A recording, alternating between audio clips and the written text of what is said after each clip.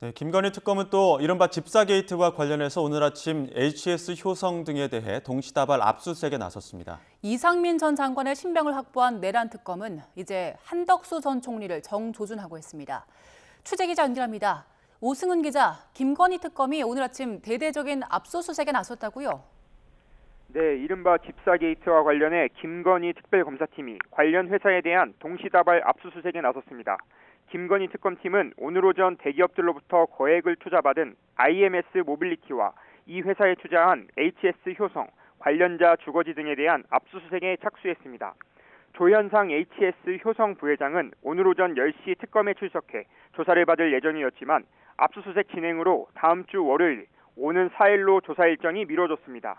특검은 김 여사 일가와 밀접한 관계인 김예성 씨가 관여한 렌터카 업체 IMS 모빌리티가 지난 2023년 여러 기업들로부터 석연치 않은 과정으로 184억 원의 청탁성 투자를 유치받았다는 의혹을 수사하고 있습니다.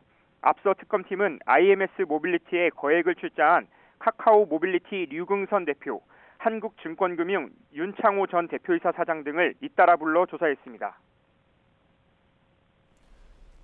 네, 그리고 오늘 정치브로커 명태균 씨도 다시 소환됐죠?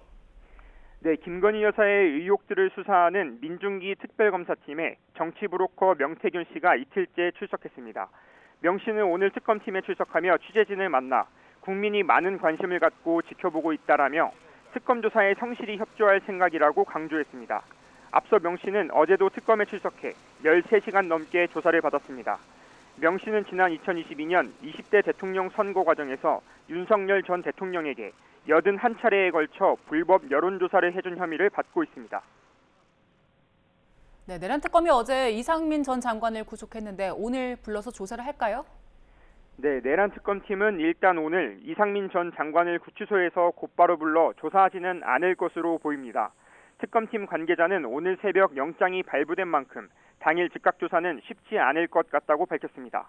이에 따라 특검팀은 일단 이상민 전 장관의 주요 혐의에 대한 보강 조사를 이어갈 것으로 보입니다. 특히 특검은 이상민 전 장관이 경찰의 국회 봉쇄와 세포조 지원 등에 깊이 관여한 것으로 강하게 의심하고 있습니다. 이미 구속된 김용현 전 장관이 군 지휘부를, 이상민 전 장관이 경찰 지휘부에 계엄 관련 지시를 내렸을 가능성을 염두에 두고 수사를 확대할 것으로 예상됩니다. 앞서 서울중앙지방법원은 오늘 새벽 언론사 단전 단수 지시를 한 혐의를 받는 이상민 전 장관에 대한 구속영장을 발부했습니다. 물론 이상민 전 장관은 계엄을 사전에 알지도 못했고 관여한 적도 없다면서 혐의를 강하게 부인하고 있습니다. 네, 그럼 앞으로 내란 특검 수사 방향은 어떻게 되는 겁니까? 네, 내란 특검팀이 윤석열 전 대통령의 최측근인 이상민 전 장관의 신병을 확보하면서 특검팀 수사는 한층 속도를 낼 것으로 보입니다. 이 전 장관은 내란 실행에 공모한 혐의를 받는 국무위원 가운데 두 번째로 구속됐는데요.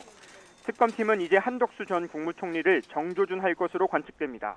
한 전 총리의 경우 최근 자택 등에 대한 대대적인 압수수색을 벌였는데 압수물 분석이 끝나는 대로 다시 불러 강도 높은 조사를 이어갈 방침입니다.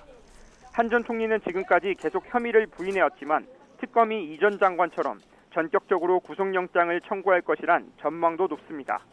또 삼청동 안가회동 참석자들인 박성재 전 장관과 김주현 전 민정수석 등도 수사선상에 오를 것이란 예상이 나옵니다. 지금까지 사회부에서 YTN 오승훈입니다.